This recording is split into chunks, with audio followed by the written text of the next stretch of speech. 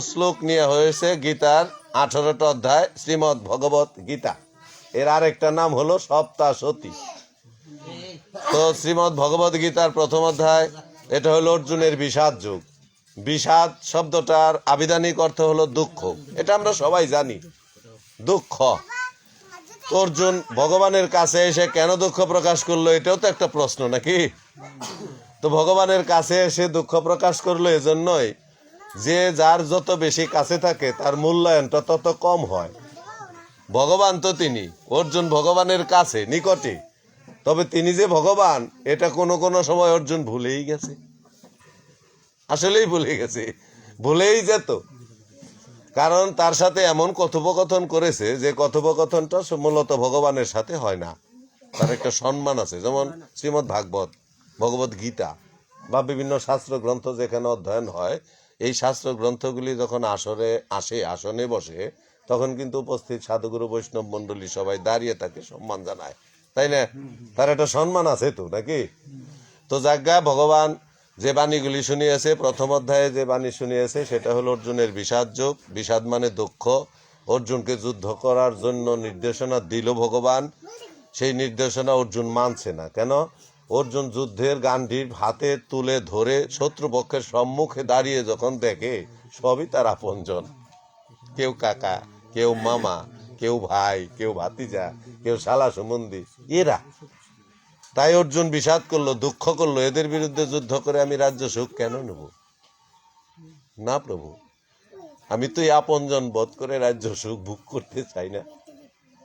তারপরেও ভগবান যখন বারবার তাকে যুদ্ধে প্রবৃত্ত হওয়ার জন্য, যুদ্ধে অংশগ্রহণ করার জন্য বারবার অনুরোধ করে, অর্জুন তখন বলছিল আমাকে তো যুদ্ধ করতে বলো, আমার হাত থেকে গান্ডীব কেন খুলে পড়ে যায়, আমার গা কেন অবশ হয়ে যাচ্ছে, আমার শরীর কেন কাঁপছে, আমি তো যুদ্ধ করতে পারবো না। এই পুরো অধ্যায় ভরেই অর্জুন বিষাদ করেছিল, দুঃখ করেছিল। এবার আসলো দ্বিতীয় অধ্যায়ে। দ্বিতীয় অধ্যায় হলো সাংখ্য যুগ। সাংখ্য মানে গোপন। কি গোপন? যে গোপন তত্ত্ব আজ পর্যন্ত অদ্যাবধি কোনো দেবতারা তো জানেই নেই, মানবরা তো জানতেই পারে নাই, দেবতারা পর্যন্ত জানে নাই যোগী, মুনি ঋষি, সাধক, সাধিকা, গন্ধর্ব, কিন্নর, এরা কোটি কোটি জনম সাধনা করেও এই গোপন তত্ত্ব কথা জানতে পারে নাই। কি সেই গোপন তত্ত্ব কথা? আজকে যে মানুষটার অন্ত্যেষ্টিক্রিয়া উপলক্ষে আমরা একত্রিত হয়েছি, কেউ কি বুকে হাত দিয়ে বলতে পারবেন সেই মানুষটার আত্মা এখন কোথায় আছে? এই পর্বটা হলো গীতার দ্বিতীয় অধ্যায়, যেটা সাংখ্য যুগ। সাংখ্য মানে গোপন। এই গোপন তত্ত্ব কথা অর্জুনকে এমন ভাবে শুনিয়েছিল যাতে অর্জুন যুদ্ধে প্রবৃত্ত হয়।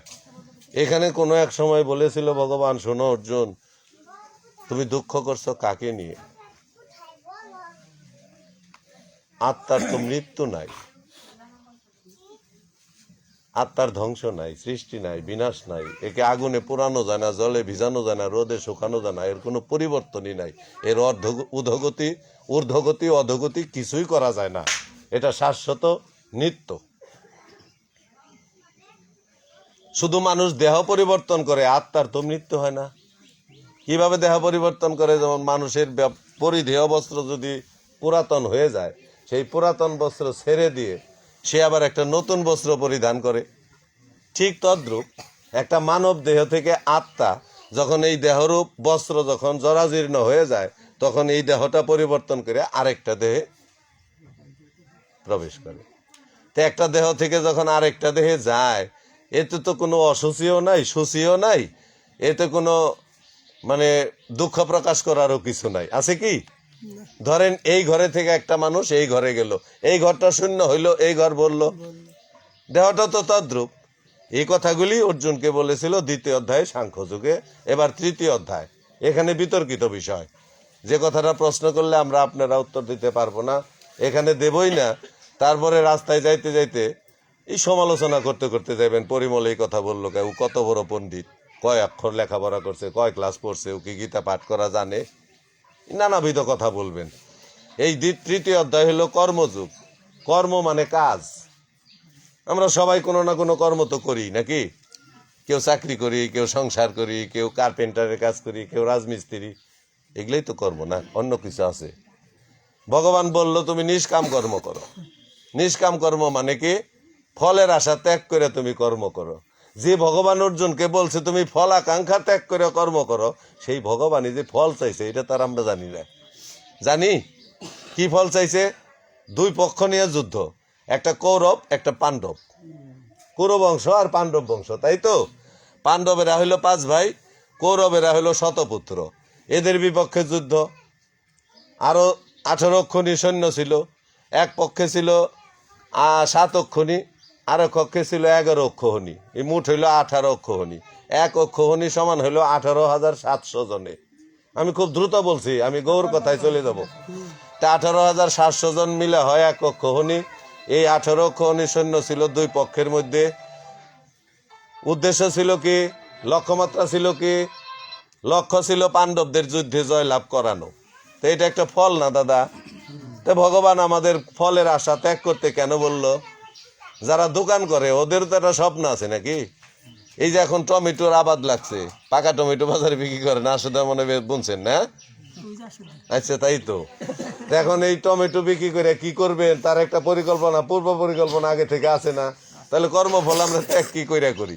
জায়গায় ভগবান বলছে সেটা আমাদের মানতে হবে। বলছে কি বললে না, এটা আমাদের তাহলে খতিয়ে দেখতে হবে। যারা দেখছে তাদের কথা, তাইলে তারা যদি বলে তাদের কথা বিশ্বাস করতে হবে। যে পর্যন্ত আমি না দেখি এ পর্যন্ত তো বিশ্বাস করতে হবে নাকি? এবার আসলো চতুর্থ অধ্যায়। চতুর্থ অধ্যায় জ্ঞান যোগ। জ্ঞান যোগে ভগবান জ্ঞানের কথাগুলি বলছে। আমাদের ভিতরে প্রত্যেকেরই জ্ঞান আছে।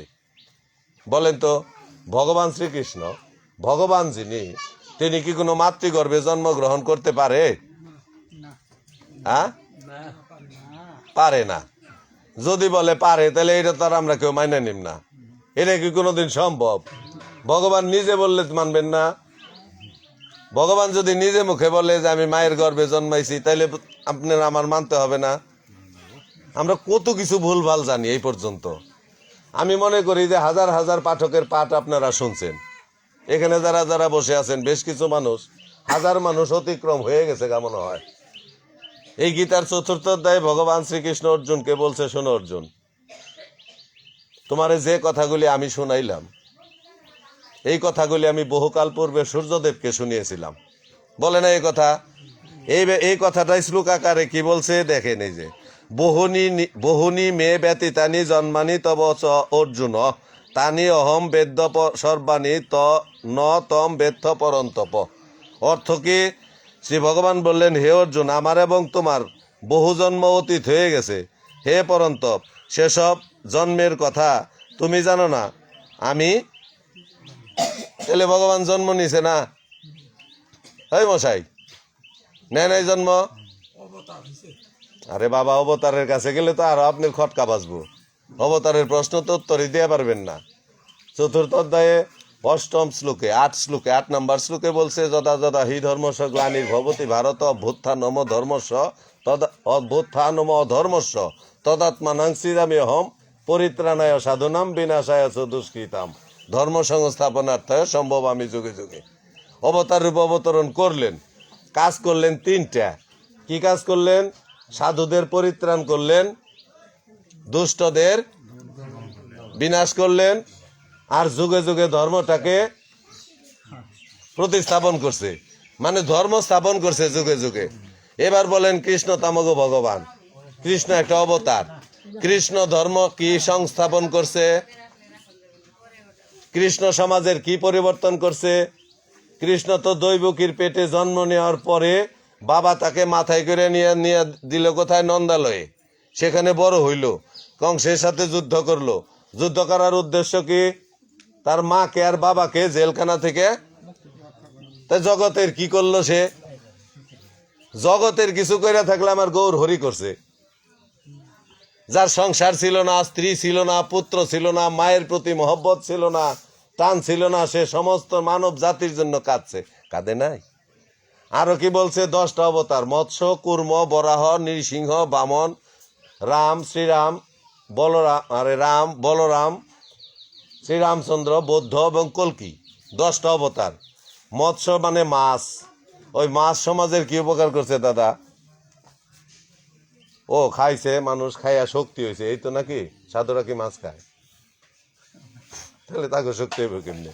এইগুলা বিতর্কিত প্রশ্ন। এই সমস্ত কথা জিজ্ঞাসা করবার গেলে এইখানে ঢুকলে পরে আর আমি বেরোতে পারবো না, সত্যি কথা। এবার কুর্ম আর বরাহ, কুর্ম মানে কচ্ছপ, বরাহ মানে হইল শুকর। শুকরের তথ্যটা একটু বলি, না বললে পরে হয় না। হিরণ্যাক্ষ আর হিরণ্যকশিপু এরা দুই ভাই ছিল।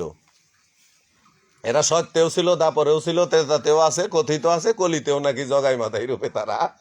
আমি এটা পাই নাই জগাই মাথায় রূপে যে হিরণ্যকশিপু এই দুই ভাই যে আবার আসছে। তবু অভিশাপ ছিল, এদের 3 জনমের অভিশাপ ছিল যে 3 জনম তোদের জন্ম নিতে হবে, আর এমনই ভাবে ভগবানের নাম কীর্তন করে তোদের কাটতে হবে। হরে কৃষ্ণ। এদিকে তাকাই, ও মাসি এদিকে তাকাও। তো এখন বরাহ অবতার, হিরণ্যাক্ষ আর হিরণ্যকশিপু এরা দুই ভাই।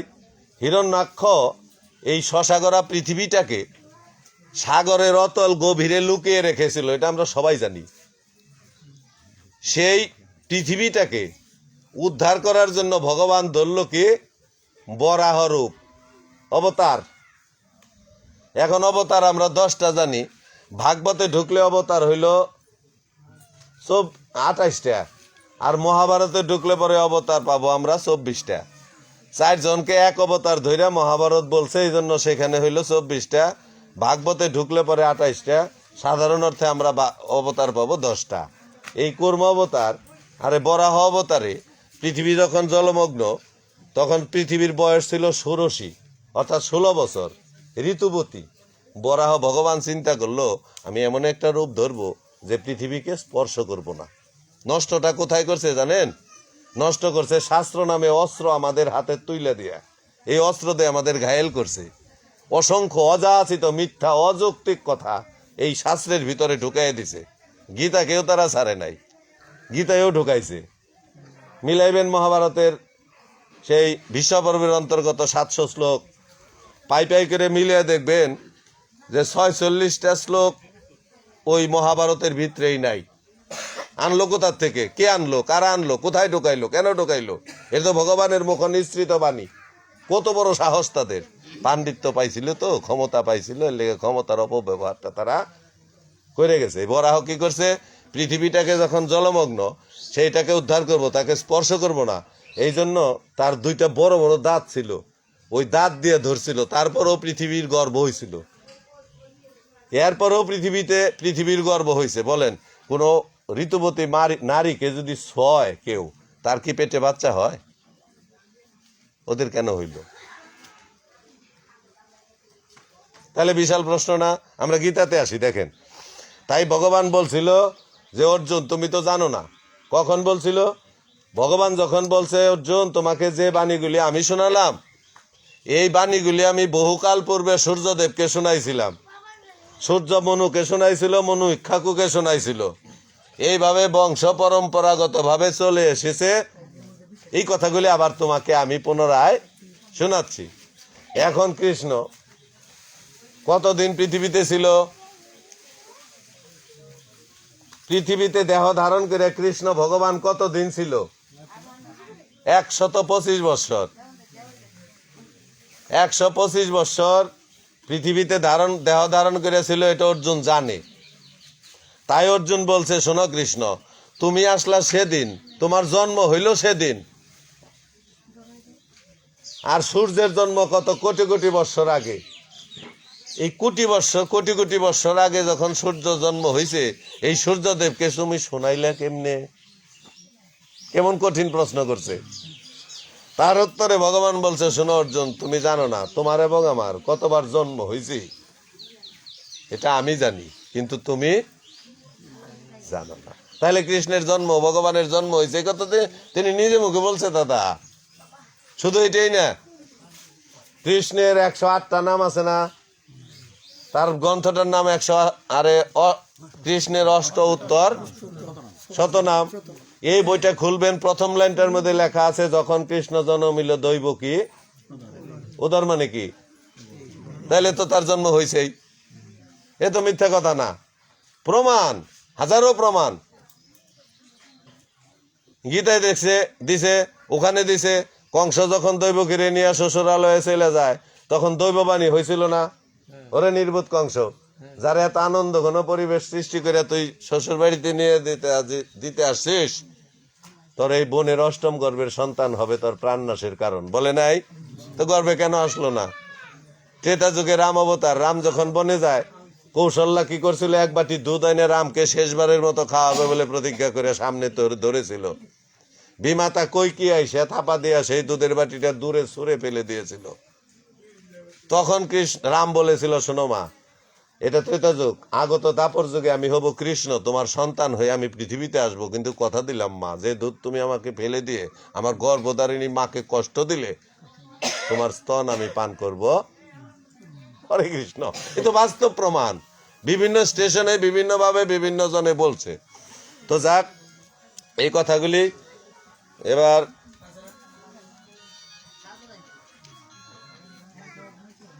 পঞ্চম ষষ্ঠ শ্লোক। অজ অপি শন অব্যয় আত্মা ভূতানামীশ্বরম অপি শন প্রকৃতিম শাম অধিষ্ঠায় সম্ভব আমি আত্মমায়য়া যদা যদা হি ধর্মস্য গ্লানির ভবতি ভারত অভ্যুত্থানম ধর্মস্য তদাত্মানাম সৃজামি অহম পরিত্রাণায় সাধুনাম বিনাশায় চ দুষ্কৃতাম ধর্ম সংস্থাপনার্থায় সম্ভবামি যুগে যুগে। জন্ম কর্ম চ মে দিব্যম এবং য বেত্তি তত্ত্ব ত্যক্তা দেহম পুনর্জন্ম নয় এতি মাম এতি স অর্জুন। অর্থাৎ হে অর্জুন, আমার দিব্য জন্ম ও দিব্য কর্ম যে ব্যক্তি যথাযথ জানে, সে এই শরীর ত্যাগ করে পুনরায় আর জন্মগ্রহণ করে না, আমাকেই লাভ করে। বিতরাগ ভয় ক্রোধ মত ময়া মাম উপাশ্রিতা বহব জ্ঞান তপসা পোতা মদ ভাবম আগতা। অর্থাৎ আসক্তি, ভয় ও ক্রোধ বর্জিত এবং আমাতেই সমর্পিত এই আশ্রিত অনেক ব্যক্তি জ্ঞান ও তপস্যা দ্বারা পুত পবিত্র হয়ে আমার ভাব প্রাপ্ত হয়েছে। যে যথা মাম প্রপদ্যন্তে তান তথা এব ভবানী ভজামি অহম মম বর্ত অনুবর্তন্তে মনুষ্য পার্থ সর্বস্ব। অর্থাৎ হে পার্থ, যারা আমাকে যেভাবে উপাসনা করে আমিও তাদের সেই রূপে অনুগ্রহ করে থাকি। মানুষ সকল প্রকারে আমারই পথ অনুসরণ করে, মানে যে যেভাবেই ডাকুক, যেখানেই যাক, সে তাকে ওভাবেই কৃপাটা করে থাকে। এ কথাটা ভগবানই বললেন। চাতুর্বর্ণম ময়া সৃষ্টম গুণকর্ম বিভাগস তস্য কর্তারম অপি মাম বিদ্ধি অকর্তারম অব্যয়ম। গুণ ও কর্মের বিভাগ অনুসারে 4টি বর্ণে আমার দ্বারা সৃষ্ট হয়েছে। তার কর্তা হওয়া সত্ত্বেও অবিনাশী আমাকে তুমি অকর্তা বলেই জেনো। দেখেন, ভগবান যে কথাটা স্পষ্ট করে বলে গেলেন, সেই কথাটাকে কিছু সম্প্রদায় তারা ভিন্ন দৃষ্টিতে নিয়ে তাদের কৃত কর্মটাকে কৃতার্থ চরিতার্থ করার জন্য তাদের পক্ষে টেনে নিয়ে কথাগুলি বললেন। এই কথাগুলি ঢোকাইল কোথায়? ঢোকাইল নিয়ে মনুস্মৃতিতে, যাকে বলা হয় মনুসংহিতা, যেটা মনুর নিজের লেখা নাকি গ্রন্থ। এরা কোনো গ্রন্থকে অপমান করা বাদ দেয় নাই, জানেন? আজকে ভীম একাদশী না, হ্যাঁ ভীম একাদশী, এটা মানে এরকম একটা শ্লোকই আছে যে শয়ন উত্থান পার্শ্ব মোরা এর মাঝে ভীমে থুরা বুড়ার 14 বুড়ি রাত এই নিয়ে কালকাট, তবু যদি না পারিস তাহলে ওই ভবার খালে ডুবে। হরে কৃষ্ণ। 12 মাস ভরেই তো 2টা করে, প্রতি মাসে 2টা করে একাদশী। তার মানে হইল, যদি তুই 12 মাসে 24টা একাদশী করতে না পারিস, অন্তত 4টা একাদশী কর। তো কি সেটা? একটা শয়ন, একটা উত্থান, একটা পার্শ্বদ, আর একটা ভীম। আজকের যেটা তুই যদি এই 4টাও না করতে পারিস, তাইলে একটা কাজ কর, ভবা কারা? ভম ভবা কারে কয়? বলা। হরে কৃষ্ণ। তার একটা খাল আছে, এই খালে ডুবে মরিস, ডুব দে খালি, তাইলে হইব। তা তো যদি তোর সম্ভব না হয়, তাইলে দুর্গার অষ্টমী আছে না, এটা করিস। না হইলেও গত্তা বাবার খালেই ডুব দে, কি করবি? হ্যাঁ, এই পথ দেখাইছে। সেই একাদশী তত্ত্ব কথা বিষ্ণু পুরাণে বলছে স্পষ্ট করে। বিষ্ণুর নিজের মুখ নিঃসৃত বাণী হইল বিষ্ণু পুরাণ। বিষ্ণু বলছে যে কথাগুলি, সেই কথাগুলি পুরাণ আকারে পৃথিবীতে আসছে।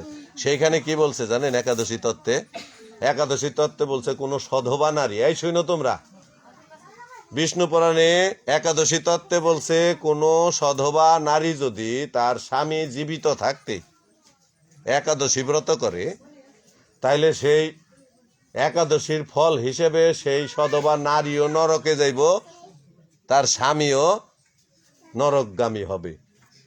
এই ভয় দেখাইলে কেউ একাদশী করব? একাদশী ব্রত হইল সকল ব্রতের শ্রেষ্ঠ ব্রত, যে ব্রতটা হইল দেহের ব্রত। এখানে কোনো রকম মাধ্যম লাগে না, থার্ড পার্সনের কোনো নেতৃত্ব কর্তৃত্ব এখানে নাই। আজকে যদি দেবতার পূজা করি, দেবতার পূজা জানে, বেদজ্ঞ মন্ত্র জানে, তার এটাই কেন না আমরা মন্ত্রপুত করিয়া পূজা করি, তাই না? কিন্তু একাদশী ব্রত করলে কোনো ব্রাহ্মণ লাগে, বৈষ্ণব লাগে, সাধুকে ডাকতে হয়? করতে হয় না। এরকম পার্টি বিছিয়ে আয়োজন করতে হয় না। সেই ব্রতটাকে ওই তার গ্রন্থের ভিতরে এইভাবে লিখে গেছে। তদ্রূপ বিষ্ণু, যেমন বিষ্ণুকে ধ্বংস করছে এরা, বিষ্ণুকে অপমান কইরা, আবার কি করছে মনু। আমরা সবাই জানি যে আমাদের জন্মটা হয়েছে কোথা থেকে? মনু আর শতরূপা থেকে। এই কথাটা আমরা সবাই শুনছি না?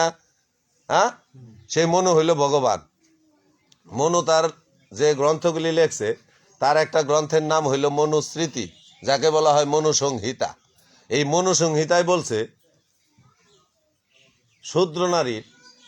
শূদ্রের ঘরের নারীর কোনো উপাসনা বা উপবাস ব্রত করার অধিকারই নাই। ব্রাহ্মণের ঘরে যে নারী, হ্যাঁ কি ব্রাহ্মণ? কি মনে হয় আপনাদের? হ্যাঁ তো প্রণয়ন হয় নাই, তার তো দীক্ষা হয় নাই, তার তো পৈতা নেয় না। বামন কি পৈতা নেয়? লালন একটা গানে কইছে না, বামন চিনে পৈতা দিলে বামনই চিনে কিসে, এমন একটা গান আছে না? তাইলে বামনের ঘরের নারী সেও তো শূদ্র নাকি? ওরেও অপমান করছে এই মনুস্মৃতিতে। আর মনুসংহিতায় কি বলছে? কোন শূদ্র টাকা পয়সা ধন সম্পদ জমাইতে পারবো না, চাকরি বাকরি করতে পারবো না, ক্ষেত খোলা করতে পারবো না। এরা কি করব? শুধু ওই 3 বর্ণের সেবা করব। এই সেবার প্রেক্ষিতে ব্রাহ্মণরা যে যা কিছু সেবা করব, আহার করব, সেই সেবার উচ্ছিষ্ট যদি দেয় তাহলে শূদ্র সেবা করে বাঁচবো, আর যদি না দেয় তাহলে উপবাস। কোন এই বিধান আমরা মানতে পারি? এই বিধান আমরা মানতে পারি? কোনো দিনও মানবো না। কেন মানবো? তোরা কারা, আমরা কারা? আরো কি বলছে? এগুলা শুনলে পরে গায়ে জ্বালা ধরবো। ভারতের বাবা সাহেব আম্বেদকর জীবনের প্রথমে এই মনুস্মৃতি আগুন দিয়ে পুরাইছে। জানেন কেন? মনুস্মৃতিতে মানুষের ভেদাভেদ দেখাইছে, ভাগ দেখাইছে। আর এখানে গীতাতে বললো কি, চাতুর্বর্ণং ময়া সৃষ্টং গুণকর্ম বিভাগস, 4টা কর্মে ভাগ করছে যার যার কর্ম এবং গুণ অনুসারে। ওরা মনুস্মৃতিতে দেখাইছে ব্রহ্মার 4টা অঙ্গ থেকে 4টা বর্ণের সৃষ্টি হয়েছে। ব্রহ্মা শ্রীর না সৃষ্টিপতি ব্রহ্মা। এই ব্রহ্মার মাথা থেকে, মুখ থেকে সৃষ্টি হয়েছে ব্রাহ্মণ, হাত থেকে ক্ষত্রিয়, আর এই মধ্যপ্রদেশ মানে কণ্ঠ থেকে উরুদেশ পর্যন্ত, এখান থেকে নাকি বৈশ্যের সৃষ্টি হয়েছে। আর শূদ্রের সৃষ্টি কোথা থেকে হয়েছে? এরা নিচা জাত। ও ছাগলের দল তো বুঝেই না যে চরণ থেকে সৃষ্টি হয়, হ্যাঁ আবার নিচা জাত হয় কি করে? ব্রহ্মাও যদি আপনার বাড়িতে এখানে আসে, ভগবানও যদি এখানে আসে, তারে প্রণাম করবেন। কোথায় প্রণাম করবেন? মাথায় হাত দিয়ে? হ্যাঁ, তাহলে শ্রেষ্ঠ কোনটা? তা আমাদের জন্ম যদি ওখান থেকেই হয়ে থাকে, তা আমাকে শ্রেষ্ঠ জায়গা থেকেই তো জন্ম হয়েছে। ভগবানকে ওভারটেক করছে মনু। এরা বলছে মনু হইল আদি পিতা। এটা আমরা মানবই না। কি করে মনু আদি পিতা হয়? আমার কৃষ্ণ হইল অনাদির আদি, তিনি সর্বকারণের পরম কারণ। তার থেকে আমাদের পৃথিবীর সবার সৃষ্টি হয়েছে। সবাই বলেন হরে কৃষ্ণ, জোরে বলেন হরে কৃষ্ণ। ন মাম কর্মা নিলিম্পতি ন মে কর্ম ফলে স্পৃহা ইতি মাম য অভিজানাতি কর্মভি ন স বদ্ধতে। অর্থাৎ কর্ম ফলে আমার আকাঙ্ক্ষা নেই। দেখছেন, এই যে বলছে কর্ম ফলে আমার কোনো আকাঙ্ক্ষা নাই, চাওয়া পাওয়া নাই। আমাকে কর্ম সকল লিপ্ত করতে পারে না। এভাবে যে আমাকে জানে সেও কর্মে লিপ্ত হয় না। এই যে গীতা এমনভাবে স্বচ্ছভাবে বিশ্লেষণ করছে কঠিন কঠিন বিষয়গুলিকে আমাদের সামনে তুলে ধরেছে, যে বিষয়গুলি আমরা আমাদের ঘরে, দুঃখের বিষয় কি জানেন, প্রতিদিন একটা করে শ্লোক আমাদের পড়লেও যে আমার গীতা এতদিন হয়ে যায় শেষ হয় না। পড়ি কি পড়ি পড়ি পড়ি কারণ হইল আমরা অন্যের অধীনস্থ, অন্য সমস্ত জ্ঞানীজনের অধীনস্থ। তো যাক, আমরা গীতা থেকে সরে যাই, গৌর কথায় চলে আসি। আমরা সবাই জানি এই জাতি এক সময় ছিল অবহেলিত, নির্যাতিত, নিপীড়িত, উচ্চকুল জাত দ্বারা পদদলিত। এই জাতিকে উচ্চকুলের জাতিরা ছুঁইতো না। ছুঁইতো কি? তার ছায়াটা পর্যন্ত পারাইতো না। ছায়া পারাইলে কি হইব? অসুচি হইব। এইটা তো যুগে যুগে ছেঁচা গুতা দিছে, কিন্তু রস বাইরায় নাই, জানেন? ও শালাগো যুগে যুগে ছেঁচা দিছে, শেষছে, কিন্তু ওগো থেকে রস আজ পর্যন্ত বাইরে নাই। লজ্জাই তো নাই। যার লজ্জা নাই তারে বারবার বললে কি আর তার লজ্জা হইব? ত্রেতা যুগে চলে যাই, দেখেন ত্রেতা যুগে সেই হরিজন ফ্যামিলির একটা মেয়ে, নাম তার শবরী। শবরী শবরী নিচা জাতের মেয়ে, তো ওরে কেউ দীক্ষা মন্ত্র দেয় না, মন্ত্র দিব না। নিচা জাতের, হ্যাঁ কিছু বললেন? নিচা জাতের মেয়ের কানে মন্ত্র দিলে নাকি উঁচা জাতের জাত যাইব। কথাগুলি শুনি, এদিক ওদিক তাকায়েন না। তাকাইলে আমি হরিধ্বনি দিয়ে উইটা জামগা। হরে কৃষ্ণ। দাদা বসেন, সামনে বলেই তো ভালো হয়। আচ্ছা জায়গা, ও নিচা জাতের মেয়ে, তো এই জন্য ওর কানে কৃষ্ণ মন্ত্র দেবে না, মন্ত্র দিব না। মন্ত্র দিলে নাকি অসুচি হয়ে যাবো গা। এই হরিজন ফ্যামিলির এই মেয়ে শবরী সেই উঁচু জাতকে এমন ভাবে লজ্জা দিল। কিভাবে? এমন একজন মানুষের কাছে গিয়ে কান্নাকাটি করে সে বলছে, দাদা একটা আগে বসেন, কান্নাকাটি করে বলার পরে সেই গুরুদেব বলছে, যারা বিরোধিতা করছিল শবরীকে নিয়ে, তাদের বলছে, এই শোন, তোরা যদি ওরে মন্ত্র দিলে তোদের উচ্চ কুলে থেকে তোদের জাত নষ্ট হয়ে যায়, তাহলে তোরা অপমান করলি না। নিচা জাতের মূল্যই তো বেশি রে। আর যে মন্ত্র দিবি, অশুদ্ধকে তো শুদ্ধ করার জন্যই মন্ত্র দেওয়া নাকি? অপবিত্রকে পবিত্র করার জন্য মন্ত্র নেয় না, দীক্ষা নেয় না, বায়াত হয় না। তাইলে পরে তোর এই মন্ত্রের তো তুই অপমান করলি। তোরা যদি আমাকে সমাজচ্যুত করিস কর, তোরা যদি আমাকে দেশ ছেড়ে দেশ ছাড়, সমস্যা নাই। আমি এই শবরীকে মন্ত্র দেব। আমি এই নিচু জাতের মেয়েকে মন্ত্র দিয়েছিল, দিয়া তাকে প্রতিজ্ঞা করিয়ে বলেছিল, শোন শবরী, রামায়ণে লেখা আছে, আমার রামচন্দ্র কোনো না কোনো একদিন আমার এই আশ্রমে আসবরি। আমার যদি আয়ুবেলা ডুবে যায়, আমি যদি সময় না পাই, মা তুই আমাকে কথা দি, আমার হইয়া তুই রামচন্দ্রকে সেবা করাবি। শবরী স্বীকার করেছিল। সেই দিন থেকে শবরী প্রতিদিন রামের অন্তর্গত মন প্রাণ করে উজাড় করে দিয়েছিল শবরী। যখন গুরুদেব দেহ রাখলো, তখন থেকে শবরী বন থেকে ফলমল সংগ্রহ করে আইনে জমা রাখতো। একদিন হঠাৎ করে রামচন্দ্র এসে দ্বারে এসে শবরীকে ডাকছে, শবরী, ও শবরী, কোথায় রে তুই? শবরী হঠাৎ করে চিন্তা করলো, এমন ভাবে তো কেউ আমাকে শ্রুতি মধুর ভাষায় কেউ ডাকেনি, আমার এত নাম ধরে এত সুন্দর করে ডাকছে, কে বসে? যাইয়া জিজ্ঞাসা করছে সামনে, তুমি কে? কারণ শবরী তখন বয়স হয়ে গেছে, তো শবরী তখন চোখে দেখে না, চোখের দৃষ্টি হারিয়ে ফেলছে। ওই ডাক শুনে আস্তে আস্তে হাঁটতে হাঁটতে কাছে গেছে। তখন রামচন্দ্র নিজে পরিচয় দিছে, আমি রঘুপতি রাম। তাইলে তুমি আমার সেই আরাধ্য দেবতা, যার জন্য আমি এত বছর পথ চেয়ে বসে আছি। তুমি এসেছো প্রভু, এসেছো, তুমি এসো বলে কাছে নিয়ে ওই বাটার মধ্যে ফল রাখা ছিল, সেই ফলগুলি রামচন্দ্রকে তুলে তুলে খাওয়াবে। যখন একটা ফল হাতে নিয়ে ওই রামচন্দ্রের মুখে তুলে দেবে, রামানুজ লক্ষণ পাশে দাঁড়িয়ে দেখছিল ওই ফলটা হইল মুখে কামড় দেওয়া এটু ফল। কারণ শবরী প্রত্যেকটা ফল দাঁত দিয়ে কামড়ে রেখেছিল। যে আমি নিচু জাতের মেয়ে, আমাকে কেউ মন্ত্রই দিতে চায় নাই। আমার হাতে আমি রামচন্দ্রকে সেবা করাবো। এ ফল যদি 20 ফল হয়, 20 ফল খেয়ে যদি আমার প্রভু মারা যায়, আমি আগে খেয়ে নেই। যদি 20 ফল খেয়ে আমি মরি, দোষ নাই, কিন্তু রামচন্দ্র মরলে আমি তো রামচন্দ্রকে বাঁচাতে পারবো না। আমি যদি মারা যাই আমার প্রভু আমাকে রক্ষা করতে পারবে, কিন্তু রামচন্দ্র যদি, আমার প্রভু যদি মারা যায়, আমি তো তাকে বাঁচাতে পারবো না। যখন এঠো ফল রামচন্দ্রের মুখে তুলে দেয়, রামানুজ লক্ষণ তখন থাপা দিয়ে ফলের বাটাটা দূরে ছুঁড়ে ফেলে দিয়েছিল। তখন সবরই কথা দিছিল, শোন লক্ষণ, তুই তো 14 বছর দাদার সাথে বনেছিলি অনাহারে অনিদ্রায়, আর তুই মনে মনে ভাবছিস আমি দাদার বড় ভক্ত, আমার চেয়ে বড় ভক্ত পৃথিবীতে আর কেউ নাই। তুই জানিস এই ফলগুলি আমি কত কষ্ট করে সংগ্রহ করেছি ফল বন থেকে। এগুলো সংগ্রহ করতে গিয়ে কত কাঁটার আঁচড় আমার খেতে হয়েছে। সেই আমার কষ্টের ফল তুই রামচন্দ্রকে সেবা করতে দিলি না। আমার গুরুদেব নিজে বলেছে তুই নিজে হাতে সেবা করাবি, তুই দূরে ছুঁড়ে ফেলে দিলি।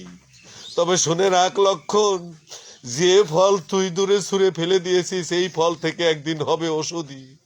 যেদিন তোর বুকে শক্তিশাল বান লাগবে, ওই ওষুধি ছাড়া তোর দেহে প্রাণ ফিরে আসবে না রে। কোথায় যাব? যেখানে যাব সেখানেই মধু, যেখানে যাব সেখানেই প্রেম। সেই সবরীকে পর্যন্ত এরা হেয় প্রতিপন্ন করেছে। শুধু কি তাই, একালব্য নাম শুনেন না? একালব্যের কথা, একালব্য গুরু দ্রোণাচার্যের কাছে গেছিল অস্ত্রবিদ্যা শেখার জন্য। একালব্যকে নিচা জাত বানিয়ে একালব্যকে অস্ত্রবিদ্যা শিক্ষা দেয় নাই, ঘাড় ধরে তাড়িয়ে দিয়েছিল। সে একালব্য হাঁটতে হাঁটতে নদীর তীরে যাইয়া এরকম একটা মন্দির স্থাপন করে, কুঞ্জ স্থাপন করেছে, খড় পাতা লতা পাতা দিয়ে একটা মূর্তি তৈরি করে, সেই মূর্তিতে একালব্য সাধনার দ্বারা প্রাণ প্রতিষ্ঠা করে তার থেকে মন্ত্র শিখছিল, জানেন? আর সেই একালব্যকে ওরা তো আমাদের জানতে দেয় নাই, জানাইতে দেয় নাই। এগুলো জানাইতে হবে আমাদের শূদ্র জাতিকে, শূদ্ররাই জানাবে। এই জন্যই যুদ্ধে নেমেছি দাদা।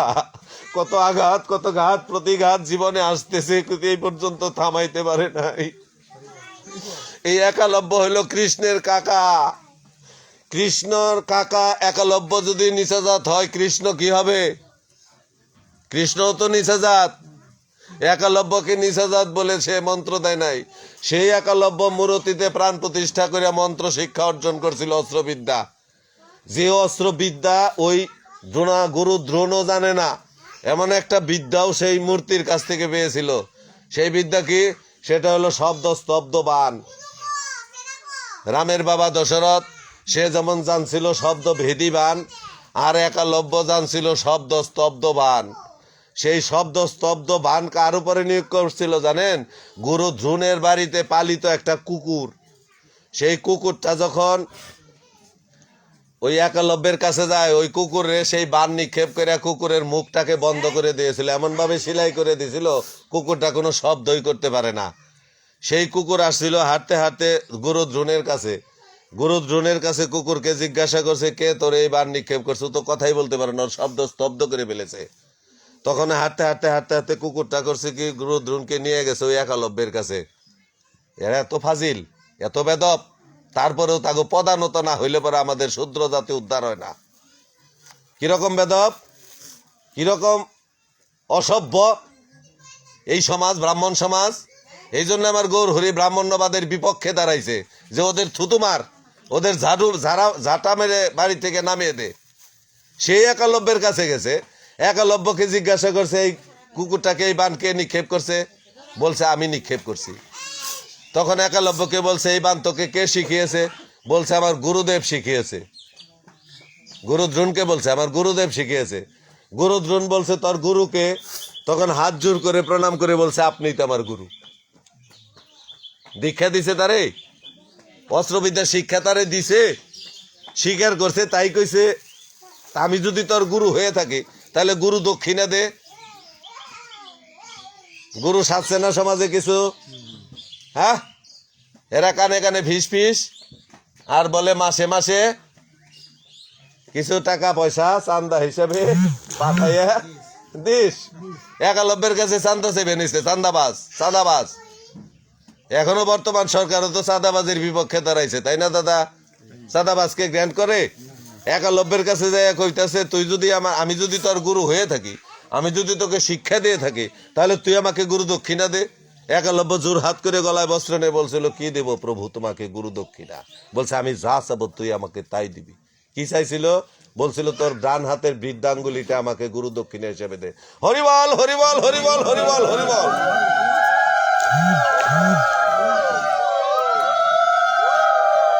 কেন ডান হাতের বৃদ্ধাঙ্গুলিটা চাইয়ে নিল?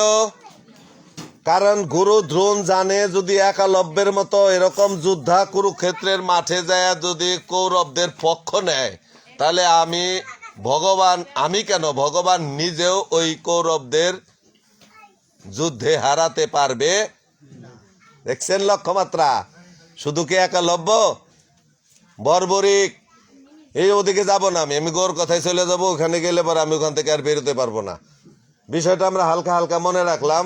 একদিন দুই দিনে ভাগবত আলোচনা হয় না, একাধিক দিন এক জায়গায় বসলে পরে কিছুটা পরিবর্তন আনা যায়। জাতিকে পরিবর্তন না আনলে পরে তো আমাদের হবে না। যার জন্য আমরা সবাই বসে আছি অধীর আগ্রহে। এই যে পৌষ মাস গেল, শীত, প্রচন্ড শীত গেছে না? শীতের মধ্যে হরিকথা, কৃষ্ণ কথা, ভাগবতীয় কথা হয় নাই, সেখানে যান নাই আপনারা? কেন গেছেন? কার কথা শোনার জন্য গেছেন? যার কথা শোনার জন্য আপনারা এসেছেন। আমিও তার কথা বলার জন্য সুদূর বাড়িগাঁও থেকে চলে এসেছি। আমি পরিমল বাবু। সে কে? সে হইল একটা জাদুকর। সে কে? সে একটা পৃথিবীর মধ্যে শ্রেষ্ঠ পণ্ডিত। সে কে? সে হইল পৃথিবীর মধ্যে শ্রেষ্ঠ মানব। তার যদি জন্ম না হইতো তাহলে পৃথিবীর অন্ধকার দূর হইতো না। তার জন্ম না হইলে পরে পৃথিবীর এই যে অহংকার, অহমিকা, যে কালিমা, এগুলো দূর হইতো না। তিনি কে জানেন? তিনি হলেন আমার ওই শশীর নন্দন গৌর হরি। তিনি আমার শশীর নন্দন গৌর হরি। তিনি আপনার আমার ঘরের ছেলে। তাকে বানিয়ে দেওয়া হয়েছে কৃষ্ণ। একটু আগে পঞ্চতত্ত্বে গাইল না, তাকে কৃষ্ণ টাচ করেছে। আসলে তিনি কৃষ্ণ না, তিনি এক্সেপশনাল একজন পার্সন, ব্যক্তি, সম্পূর্ণ ব্যতিক্রম একটা পার্সন। তাকে কৃষ্ণ বানাইছে চক্রান্ত করে ওই চক্রান্তবাদী দলেরা। ওরা কৃষ্ণের মন্দির দখল করছে। ওরা কৃষ্ণ বানিয়ে, গৌরকে কৃষ্ণ বানিয়ে ওরা চাচ্ছে যে এই গৌরের মন্দিরটা ওরা পরিচালনা করব। আপনাকে গ্রামে মন্দির আছে না? পূজা দেয় কারা? সেবায়ত নিয়োগ করছেন না আপনারা? জ্ঞানী বইলেই গ্রামের একজন নিয়োগ করছেন। আপনি সাভারে যাইবেন, ঢাকাতে যাইবেন, বিভিন্ন জায়গায় দেখবেন, ভারতে যাইবেন, বিভিন্ন বড় বড় বিশাল বিশাল মন্দিরে যাবেন, দেখবেন ওখানে ব্রাহ্মণ সেবায়ত। দান করলেন আপনারা, যুদ্ধ করলেন আপনারা।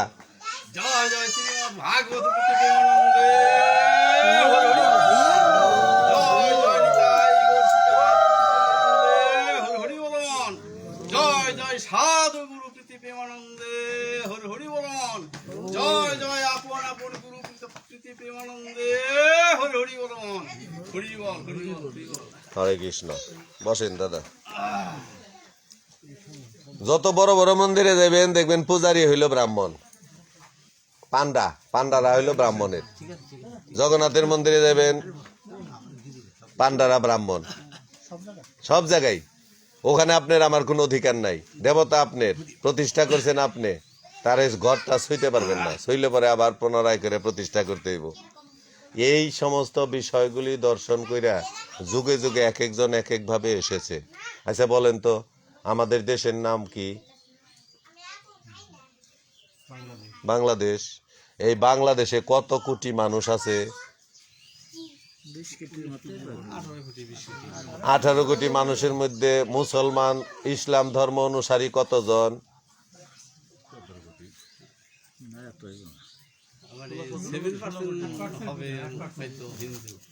কথিত আছে 90 বা 92% হইল এরা। এরা আসছে কোথা থেকে? মক্কা থেকে। দাদা সেটাই ঠিক আছে, আমরা সেখানে যাব। এরা আসলো কোথা থেকে? এরা তো মক্কা থেকে আসে নাই, এরা মদিনা থেকে আসে নাই, এরা সিরিয়া থেকে আসে নাই, এরা আকাশ থেকে টুকুস করে পড়ে নাই। এরা কারা? এরা সবাই আমার ভাই। এরা সবাই আমার ভাই, আমাদের ভাই ছিল এরা। ওই উচ্চকুল জাত যখন আমাদের উপরে নির্যাতন করে, আমাদের ধরে নেয় না, আমাদের গ্রহণ করে না, আমাদের পাঠশালা স্কুলে পড়তে দেয় না, আমাদের শুইলে পরে তাদের জাত যাইতো, এই জাত যাওয়ার প্রথাগুলি যখন প্রকটভাবে জগতে প্রকাশ পায়, তখন এরা এই ধর্মটাকে ছাইরা দিয়া অন্য ধর্মান্তরিত হয়েছে। এটা তো বাস্তব। এখনো যে রাজনীতি এরা চালাচ্ছে, যদি এই রাজনীতির বিপক্ষে আমরা এই হরিজন ফ্যামিলির মেয়েরা ছেলেরা যদি না দাঁড়াই, গৌরীয় মতে যদি আমরা না আসি, তাহলে আমাদের কপালে আরো অনেক অনেক কষ্ট আছে। গৌরাঙ্গ মহাপ্রভু আসলো, তিনিও তো ব্রাহ্মণের ছেলে, তিনিও ব্রাহ্মণ বংশে তার জন্ম। সেই গৌরাঙ্গ মহাপ্রভু এসে দেখে পৃথিবীটা অন্ধকারে ডুবে আছে। একবার এক অন্ধকার দূর করছিল আমার আখেরি জামানার নবী পাক সাল্লাল্লাহু আলাইহি ওয়াসাল্লাম। যখন তিনি এসেছিলেন, তখনকার যুগটাকে বলা হয়তো অন্ধকার যুগ, কিন্তু তিনি এসে সব অন্ধকার দূর করতে পারে নাই। সেই অন্ধকারটা আবার এই শূদ্র জাতির মধ্যে ঠিকই ছিল। তাদের ছুঁইতো না, তাদের হাতে খাইতো না, তাদের নিয়ে মন্দিরে যাওয়ার কোনো অধিকার ছিল না, তাদেরকে একেবারে তুচ্ছ তাচ্ছিল্য মনে করেছে। এইখানে আমার গৌর এসে দেখলো অন্ধকারে পৃথিবীটা আবার ভাসিয়ে রেখেছে। সেই অন্ধকার তমাল ছন্ন পৃথিবীটাকে আবার আলোকিত করার জন্য গৌর হরি এবার পথে নামলো। এসে কি করলো? তার জীবনের প্রথম আন্দোলন হইল সূচি আর অসুচি। তার জীবনের প্রথম আন্দোলনটাই হইল সূচি আর অসুচি। অসুচ কি? অশৌচ মানে হইল নোংরা, আর শৌচ মানে সবাই একটা এগিয়ে এগিয়ে বসেন, ওই একজন দুইজন আইব, আইজ্ঞান সামনে আহেন, এরকম করলে তো আরো রসভঙ্গ হইব। আপনারা পিছে কেন, সামনে কেন জায়গা রেখে বসছেন? দাদা আইজ্ঞান আর্জিন কন লাগে না, একবার ঘেসে ঘেসে বসেন। এখন শুইলে পরে দোষ নাই, আগে ছিল সোয়াইসের রূপ। হরে কৃষ্ণ। এখন কি শুইলে দোষ আছে? এখন শুইলে দোষ নাই, আগে সোয়াইসের রোগ আছিল। এই সোয়াইসের রোগ সাইরে গেছে আমার গৌর হরি, সারিয়ে গেছে। দাদা আসেন, যারা পরে আসবেন তারা পরেই বসবেন। হ্যাঁ, তাদের দিকে কেউ দৃষ্টি আকর্ষণ করে পরিবেশটা নষ্ট করব না। আচ্ছা, সবাই বলি হরে কৃষ্ণ, জোরে বলি হরে কৃষ্ণ, হরে কৃষ্ণ, হরে কৃষ্ণ। সেই গৌরাঙ্গ মহাপ্রভুর জীবনের প্রথম আন্দোলন হইল সূচি আর অসুচি। দেখিয়েছিল মাকে, বসেছিল ডাস্টবিনে, আস্তাকুর যাকে বলে শাস্ত্রের ভাষায়। আমার ঘরের মা মাসিরা তরকারির খোসা, তারপরে ওই বাসন কুসন ধোয়া জল, মাছের আঁশ, পেঁয়াজের চোষা, এগুলো খুলে তখন ফালায় কোথায়? বাড়ির একটা পাশে ফালায় না? ওই জায়গাটারে কি কয়? আসাল বন। এই আসাল বন শহরে গেছে প্যান্ট শার্ট কুট পইরা, ও হয়ে গেছে ডাস্টবিন। জানেন না? আমি ডাস্টবিন যেটা শহরে থাকে, ওইটা গ্রামে এলে হয় আসাল বন। ওই কথাটাই যখন শাস্ত্রের ভিতরে ঢুকে, তখন সেটা হয় আস্তাকুর। গৌর হরি আস্তা করে বসে আছে। গৌরের মা শশী মাতা নিমাইকে ডেকে ডেকে বলছে, নিমাই তুই তো ব্রাহ্মণের ছেলে হয়ে তুই ওই অপবিত্র জায়গায় বসে আছিস? নিমাই ছোট্ট নিমাই, 4 বছর 4.5 বছর বয়স, শিশু শ্রেণীতে ভর্তি হওয়ার বয়স। এই বয়সে নিমাই বলছে, মা তুমি অসুচি কাকে বলছো? আমি কোথায় বসে আছি জানো? আমি একটা মাটির পাত্রের উপরে বসে আছি। আপনাদের এই গ্রামে ছিল কিনা প্রচলন আমি জানি না, আমাদের ওখানে ছিল, আমরা দেখছি। আগে মহাপ্রভুর ভোগরাগ হইলে পালপাড়া থেকে বড় বড় মাটির রাইং আনতো না? হ্যাঁ, এই রাইঙ্গে কয়বার রান্না করতেন? একবার রান্না করে ফালিয়ে দিতেন, ওটার আর কোনো নাম দিতেন না। এখন সরকার একটা নাম দিয়েছে, one time use, one time glass, one time plate, one time সবকিছু আছে, তাই না? একবার ব্যবহার করে ওটা। এই নিমাইয়ের মা শশী মাতা ও মাটির পাত্রটার মধ্যে একবার ভোগরাগের প্রসাদ রন্ধন করে ওই পাত্রটা একবার ব্যবহার করে ফালাইয়ে দিছে। ফালাইছে কোথায়? আমরা সবাই যেখানে ফালাই, কোথায় ফালাও মাসি? তোমরা কোনে ফালাও? আসাল বনে। সেই আসাল বন মানে আস্তাকুর, সেখানে ওই পাত্রটা উপর করে তার উপরে বসে আছে। তাই নিমাইয়ের বুকে সাহস। ও মা, তুমি অসুচি কাকে বলছো জানো? যে পাত্রের মধ্যে তুমি প্রভুর নামে ভোগরাগ প্রসাদ রন্ধন করছো, যে প্রসাদ তুমি প্রভুর সেবায় লাগিয়েছ, সেই প্রসাদ যে পাত্রে রন্ধন হইল, সেই পাত্রটা কি অশুচি হতে পারে গো? হ্যাঁ, এই যে যারা বৈষ্ণব, যারা নিত্য সেবার সেবায়েত, গৌরে এক গ্লাস এক ফোঁটা জল না দিয়ে এক ফোঁটা জল এরা সেবা করে না, করে কি চিনিদা? যাই সেবা করবো ওগুলো গৌরে নিবেদন করে, ভগবানকে উপলক্ষ করে, উদ্দেশ্য করে তুলসী দিয়া সেবা করবে। এই যে দেহটা, এই দেহটার রূপে এটা একটা পাত্র, এই পাত্রটাও তো অশুচি না, এ তো নিত্য সেবা, হরিনাম সংকীর্তন হচ্ছে, নিত্য সেবার সেবায়েত এরা, এদেরটাকে আমরা আমাদের এই অশুচি শুচি করব, অশুদ্ধ শুদ্ধ করব, এরকম বৈষ্ণবীয় ক্রিয়া এদের দ্বারা আমরা সমাপন করব। কি বলেন? এটাই তো আমাদের নিয়ম। এরা যদি আমাদের ধরে যদি এর পথে না আনে, আমরা তো ইচ্ছা করে পথে আনতে পারবো না। গৌরাঙ্গ মহাপ্রভুর এই আন্দোলন, তো সতীমাতা বারবার বলছে তুই গঙ্গা স্পর্শ করে আয়, গঙ্গা অবগাহন করে আয়। মা বলছে, নিমাই বলছে গঙ্গা স্পর্শ করলে কি হইব? মা কয় গঙ্গায় স্পর্শ করলে তোর অপবিত্র দেহটা পবিত্র হবে। কথাও সত্য। হ্যাঁ, অপবিত্র দেহটা পবিত্র হইব। এই দেহ গঙ্গায় ছোঁয়াইলে, গঙ্গার স্পর্শে দেহটা পবিত্র হইব, কিন্তু পাপ তো আর দূর হইব না। দূর হইব? গঙ্গা স্নান করলে কি আর পাপ যায়? পাপ কি দেহে থাকে না মনে থাকে? এই পাপ দূর করতে গেলে পরে এই যে বৈষ্ণবরা যেমন মালা জপে, নাম জপে, নির্দিষ্ট সংখ্যক নাম জপে, 16 মালা জপে বা 64 মালা জপে, 24 মালা, 28 মালা, যাই জপক, এরা রেগুলারই জপে। জপলে পরে আস্তে আস্তে জপতে জপতে শুদ্ধ হয়ে যায়। দেখবেন যারা নাম জপে, তাদের সাথে রাস্তায় দেখা হইলে বলবো, দাদা কেমন আছেন? উত্তরে প্রথমেই সে বলবো হরে কৃষ্ণ, ভালো আছি। একটা মুসলমানকে জিজ্ঞাসা করবেন, ও ভাই কেমন আছেন? বলে আলহামদুলিল্লাহ, আল্লাহ ভালো রাখছে, বলে না? আর একটা যে অনাচারী অবিচারী, যে নাম জপে না, সেবা পূজা করে না, প্রসাদ সেবা করে না, এই ভক্ত সঙ্গ করে না, তারে জিজ্ঞাসা করবেন, হ্যাঁ কইব আরে আছি দাদা, আরে দাদা আছি, মানে ওর যত ভালোই রাখুক তাও আরে দাদা আছি, এছাড়া ওর ভাষা নাই তো। এই জন্য নিমাই বলছে আমি তো শুচি পবিত্র জায়গায় আছি, তারপরে তুমি গঙ্গা স্পর্শ করতে বলছো, আর গঙ্গা স্পর্শ করলে যদি আমি পবিত্র হই, ও মা দেখছো না আমি তো গঙ্গা স্পর্শ করে আছি। তুই গঙ্গা স্পর্শ করে আসিস কি করে?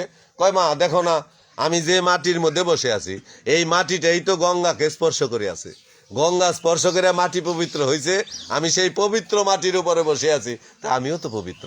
হরিবল হরিবল হরিবল হরিবল হরিবল। নিমাইয়ের ওই ছোট্টবেলার পাণ্ডিত্যে সতীমাতা হেরে গেল। এবার দ্বিতীয় আন্দোলন, দ্বিতীয় 1-2 করে এরকম একটা করে আন্দোলনে তিনি শরিক হয়েছে। তিনি ছিলেন নেতা, আন্দোলনের নেতা। ওই সময় একটা প্রথা ছিল, কোনো শূদ্র জাতির ঘরে সার যদি কোনো ছেলে হয়, সেই ছেলেকে নিজে হাতে তার গর্ভধারিণী মা আর জন্মদাতা পিতা এগুলো নিজে হাতে ধরে নিয়ে গঙ্গায় নিক্ষেপ করে মারতে হবে। কেন জানেন? কারণ হইল এই শূদ্রের কোনো পড়ালেখার অধিকার নাই, শূদ্রকে পড়ালেখার অধিকার দেওয়া যাবে না, জ্ঞান অর্জনের অধিকার নাই, হরিনাম সংকীর্তনের অধিকার নাই, পূজা পার্বণের অধিকার নাই, এমনকি শূদ্র কোনো মন্দিরের চূড়ার দিকেও তাকাইতে পারবে না। বিপদে বইরা যদি হরি কথা কৃষ্ণ কথা বলে, বিপদে বইরা যদি ভগবানের নাম গুণগান করে, বিপদে বইরা যদি একবার কৃষ্ণ শব্দ উচ্চারণ করে, যদি উচ্চকুলের জাতেরা জানতে পারে, তাহলে তাদের জিভটাকে টেনে ধরে কেটে অথবা জিভের মধ্যে ঘি গরম করে তপ্ত ঘি ঢেলে দিয়ে তাকে হত্যা করেছে। জানেন এই ইতিহাস এরা ঢেকে রেখেছে। এরা শুধু ভাষা ইতিহাস আমাদের 2টা গ্রন্থ আকারে আমাদের কাছে পৌঁছাইছে, একটা চৈতন্য চরিতামৃত, আরেকটা হইল চৈতন্য ভাগবত। আমরা মনে করি এগুলো ছাড়া আর কিছুই নাই। এখন সারা বিশ্বে এই শাস্ত্র গ্রন্থ নিয়ে, জাতিভেদ নিয়ে, ধর্ম নিয়ে যেভাবে গবেষণা হচ্ছে, এই গবেষকেরা বলছে আমাদের এত মত কেন থাকবে, সমাজ এত টুকরা টুকরা কেন হবে, সমাজে একটাই মত থাকবে, সেটা হবে বৈষ্ণব মত, একটাই জাতি থাকবে, সেটা হইল মানুষ জাতি। এই মানুষ জাতির মধ্যে দুইটা ভাগ থাকবে, একটা নারী আর একটা পুরুষ। তোমরা চেষ্টা করো, সাধু হওয়ার দরকার নাই, তোমরা চেষ্টা করো বৈষ্ণব হওয়ার দরকার নাই, একটা চেষ্টা করো শুধু তোমার চেষ্টায় যেন একটা মানুষ সত্যিকারের মানুষ হয়। মানুষ হওয়াটা কঠিন, আর ওগুলো ভেকদারি বেশদারি যাই কিছু কয় ওগুলো হওয়াটা অত্যন্ত সহজ। এইখানে এসে প্রতিবাদ জানাইলো আমার গৌর হরি যে কি করে সম্ভব। প্রথম সন্তান হয়েছে ওই মায়ের পেটে, সে সন্তানটা ছেলে, তাকে সাগরে গঙ্গায় নিক্ষেপ করে মারলে ওই মা পুত্র সুখে পাগল হয়ে যাব। পাগল হওয়ার পরে যে বাচ্চা হইব, একটা বাচ্চারেও সে জ্ঞান অর্জন করার জন্য পাঠশালায় পাঠাতে চাবে। এ তাদের রাজনীতি। এই রাজনীতির মাথায় বাড়ি দিল আমার গৌর হরি। তোরা তো ছেড়ে দিয়েছিস, তোরা ফেলে দিয়েছিস, তোদের ছেলে পেলে লন্ডন যাবে, তোদের ছেলে পেলে লন্ডন যায় পিএইচডি ডিগ্রি করে আসবো। শুনে রাখ, আমি এই নদিয়া নবদ্বীপ শান্তিপুরে আমি লন্ডন তৈরি করব। আমি এই নদিয়া নবদ্বীপ এই শান্তিপুরকে আমি লন্ডনে পরিণত করব। এই স্বপ্ন বাস্তবায়ন করার জন্য গৌর হরি আমার কি করেছিল জানেন? এক এক করে 4টা টুল তিনি খুলেছিলেন এই নদিয়া নবদ্বীপের শান্তিপুরে। এই 4টা টুলের প্রিন্সিপাল তিনি ছিলেন। একটা টুলের প্রিন্সিপাল যদি হয়ে থাকে, সে যদি একটা নির্দিষ্ট মানব গোষ্ঠীকে একীভূত করার জন্য লক্ষ্য নিয়ে আন্দোলন করে, তাহলে মানুষের জন্য সে কিছু লেখে যায় নাই? দাদা, কিছু লেখা যায় নাই? লেখছে কয়টা জানেন? মাত্র 8টা শ্লোক। শিক্ষাষ্টকম নামে চৈতন্য চরিতামৃতে মাত্র 8টা শ্লোক ছাড়া নাকি গৌরাঙ্গ মহাপ্রভুর আর কোনো কিছু নাই। ওর তো থাকতে দেয় নাই, রাখতে দেয় নাই। যাইবেন আপনি মদিনায়, যাইবেন মক্কায়, যাইবেন আরবে, যাইবেন কাবা গৃহে, সেখানে গিয়ে দেখবেন আমার আখিরি জামানার নবী পাক সাল্লাল্লাহু আলাইহি সাল্লামের ব্যবহৃত যত পোশাক আদি যা কিছু আছে সব তারা সুগচ্ছিত করে রাখছে। রাখে নাই? আমার গৌরের জন্য তার ব্যবহারের কি রাখছে? এরা তো তখন প্রয়োজন মনে করে নাই। এরা মনে করছে ধুর, ও আবার কি করব, আমরা হাজার হাজার বছর ধরে মন্দিরে পূজা দেই, যজ্ঞ করি, যজ্ঞে আমরা আহুতি দেই, আমরা পরিচালনা করতেছি সমাজ, আর ও কি মরা ফেলা হরি নাম করে হাত দুটি তুইলে ও বলে সন্ন্যাসী। সন্ন্যাস নিবার গেলে তো শেষ বয়সে নিতে হয়, আর ও নিচে অল্প বয়সে সন্ন্যাস। এমনি তো আর সন্ন্যাস টিকবো না, অল্প বয়সে সন্ন্যাস নিলে সন্ন্যাস টিকে? ব্রহ্মচর্য পালন হয়? দেহের ভিতরে যে ব্রহ্মবস্তু আছে, এই ব্রহ্মবস্তুকে রক্ষা করতে গেলে শেষ বয়সে নিতে হয়। আরে শেষ বয়সে রক্ষা করার চেষ্টা করুন লাগবো না, অটোমেটিক উঠে রক্ষা পাই যাব। সবাই বলি হরে কৃষ্ণ নাকি? তাই গৌরাঙ্গ মহাপ্রভু বলল, তুই উঠন্ত জীব বেলায় তুই তোর সন্ন্যাস ব্রতটা পালন কর। সেই সন্ন্যাস ব্রত পালন করলো। সন্ন্যাস ব্রত পালন অবস্থায় সেই গৌরাঙ্গ মহাপ্রভুর বাবা মারা গেল। বাবা মারা গেল, সে গৌরীয় মতে বৈষ্ণব ডাইকে সে শ্রাদ্ধ করব, পারস দিব। বাধা দিল ব্রাহ্মণ সমাজ, বাধা দিল তার গ্রামের সমাজ, বাধা দিয়ে এমনভাবে রাখছিল যে তাকে এক ঘোড়া করে রাখবো। এই এক ঘোড়ার ভয় তাকে দেখাইলো। অবশেষে কি করলো? বাধ্য হইয়া, না হইলে তার টোটাল ফ্যামিলিটাকে হারাইতে হয়, মাইরা ফেলাইব ওরা, ওদের তো ক্ষমতা বেশি। সেই গৌরাঙ্গ মহাপ্রভু তিনি গেল গয়াসুরে পিণ্ড দেওয়ার জন্য। সেখানে যাওয়ার পরে তার গুরুদেবের সাথে দর্শন হইল।